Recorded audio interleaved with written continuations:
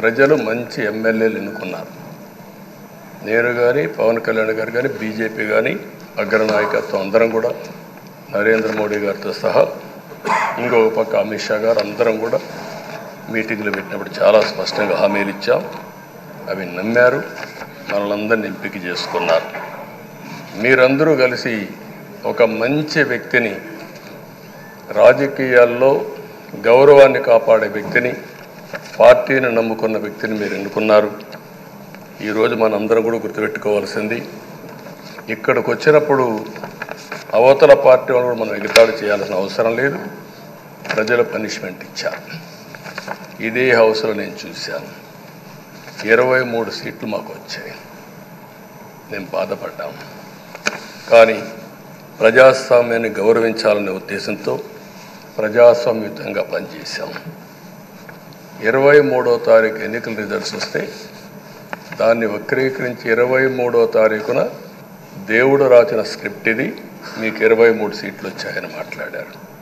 ఇప్పుడు నేను అడుగుతున్నా, కూటమికి 164 సీట్లు వచ్చాయి. 1, 6, 4 కూడుకుంటే 11 వస్తుంది. రాష్ట్రంలో దగ్గర 1631 రోజులు అమరావతి రైతాంగం ఆడబిడ్డలు ఉద్యమం చేశారు. ఆ 4 నెంబర్లు కలుపుకుంటే 1, 6, 3, 1 కలుపుకుంటే 11 వస్తుంది. అంటే ఇది కూడా భగవంతుడి స్క్రిప్ట్ అయినా కూడా నేను మాట్లాడడం లేదు, నేను కామెంట్ చేయడం లేదు. ఈరోజు ఉంటే వాళ్ళకు కూడా అర్థమయ్యేది. వాళ్ళు ఉండకుండా పోవడం అనేది వాళ్ళ పిరికితనం తప్ప ఇంకోటి కాదని చెప్పి కూడా నేను మీకు తెలియజేస్తున్నా. అయితే నేను ఇక్కడుండే సభ్యులను కూడా మిమ్మల్ని కోరుతున్నా, మనం ప్రజా సమస్యలపైన దృష్టి పెట్టాలి తప్ప వీళ్ళ మీద కాదని చెప్పి కూడా నేను మీకు తెలియజేసుకుంటున్నాను. ఆ రోజు పవన్ కళ్యాణ్ గారిని అసెంబ్లీ గేటు కూడా తాకనీయం అని పెద్ద పెద్ద డైలాగులు చెప్పారు. 21 సీట్లలో పోటీ చేస్తే 21 సీట్ని గెలిపించారు.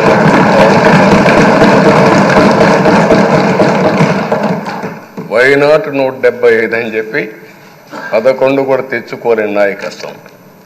అంటే ఏ విధంగా మాట్లాడారు అనేదానికి ఇది ఒక ఉదాహరణ. ఆ రోజు పవన్ కళ్యాణ్ గారు చాలాసార్లు, నేను కూడా అన్నాను, బయట చాలామంది అభినందించారు. ఎక్కడ తగ్గాలో తగ్గడం, ఎక్కడ గెలవాలనో గెలవడం నేర్చిన వ్యక్తి పవన్ కళ్యాణ్ గారు. ఈరోజు మనందరం కూడా గుర్తుపెట్టుకోవాల్సింది, రాజకీయాల్లో సుదీర్ఘమైన రాజకీయాల్లో ఉన్నాం. మొత్తం కలిసి 16వ సభ. మీ అందరికంటే సీనియర్ మోస్ట్ నేను. 8 + 1 9వసారి.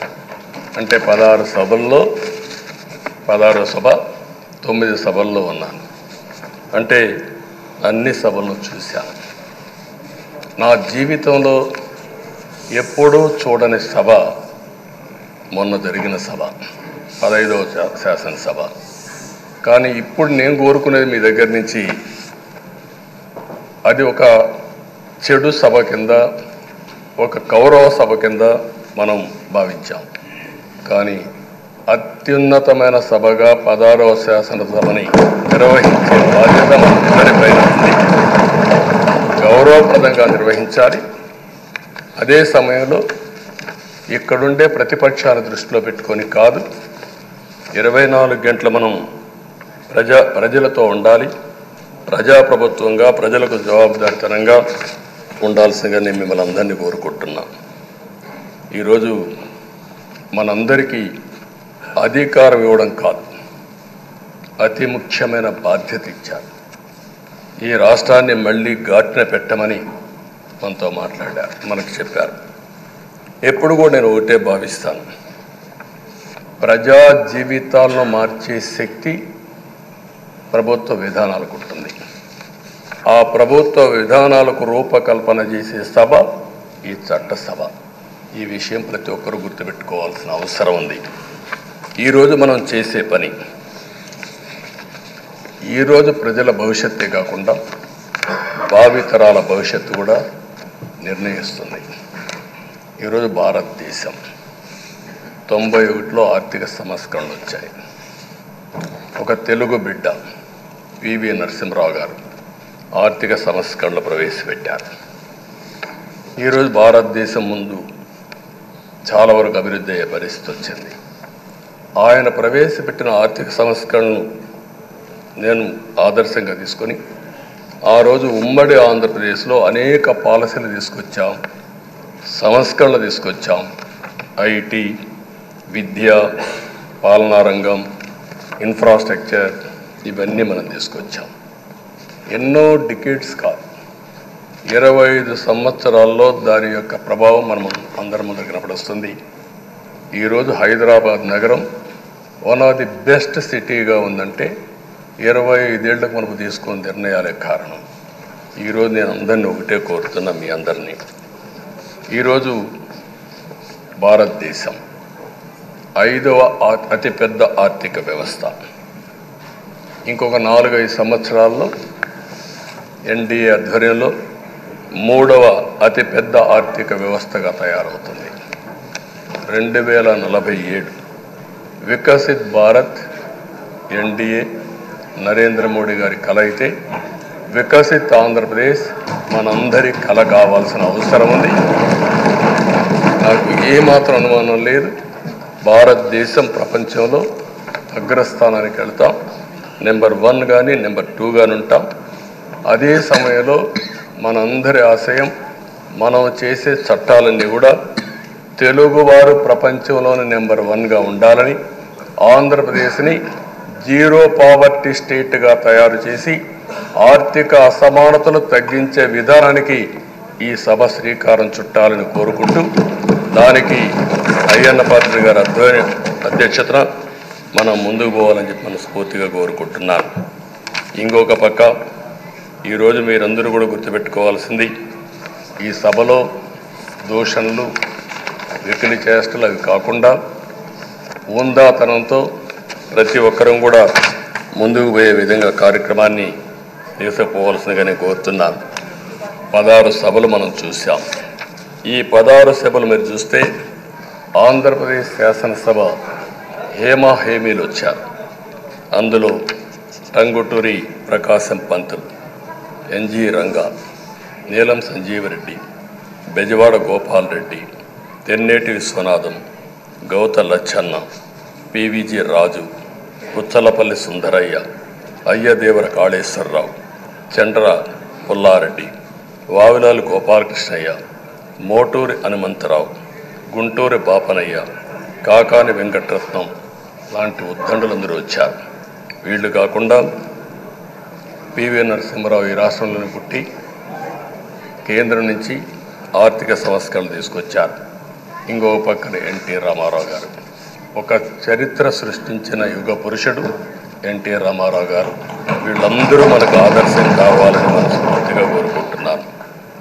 అందుకని ఈరోజు ఒక పక్కన చూస్తే చట్టసభల విలువ తెలిసిన వ్యక్తి అయ్యన్న పాత్రుడు గారు. అనేక సందర్భాల్లో ఒక్కోసారి ఆవేశాలు మెంబర్లో వచ్చాయి. అవన్నిట్లో మీరు కూడా భాగస్వాములుగా ఉన్నారు. కానీ ఈరోజు నేను కోరుకునేది, మీ ఆధ్వర్యంలో రాజ్యాంగ స్ఫూర్తి నిలుస్తుందని, ప్రజాస్వామ్యాన్ని కాపాడతారని, ఈ సభ హోందాగా నడుస్తుందని దాంట్లో నాకు ఏమాత్రం అనుమానం లేదు. ఆ నమ్మకం ఉంది. దానికి మరొక్కసారి మీ యొక్క ఆధ్వర్యంలో భగవంతుడు అన్ని విధాల మీకు ఆ శక్తినివ్వాలని, తప్పకుండా ఈ అసెంబ్లీ సెషన్స్లో ఈ 5 ఏళ్లలో రాష్ట్రానికి కొన్ని సమస్యలు ఉన్నాయి. వాటి మీద ఎక్కువ మనం ఫోకస్ పెట్టాల్సిన అవసరం ఉంది. రాజధాని కట్టుకోవాలి, పోలవరం పూర్తి చేసుకోవాలి, నదుల అనుసంధానం చేసుకోవాలి, పెట్టుబడులు రావాలి, మౌలిక సదుపాయాలు కలిగించాలి, బీసీలకు, బడుగు బలహీన వర్గాలకు న్యాయం చేయాలి.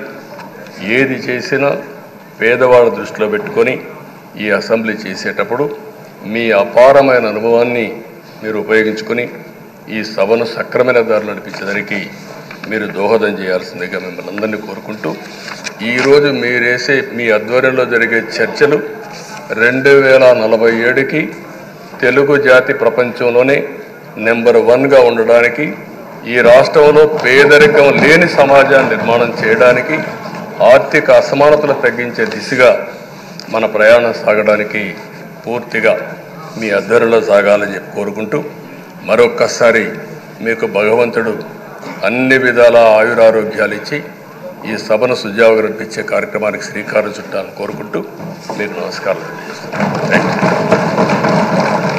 పెద్దలు గౌరవనీయులు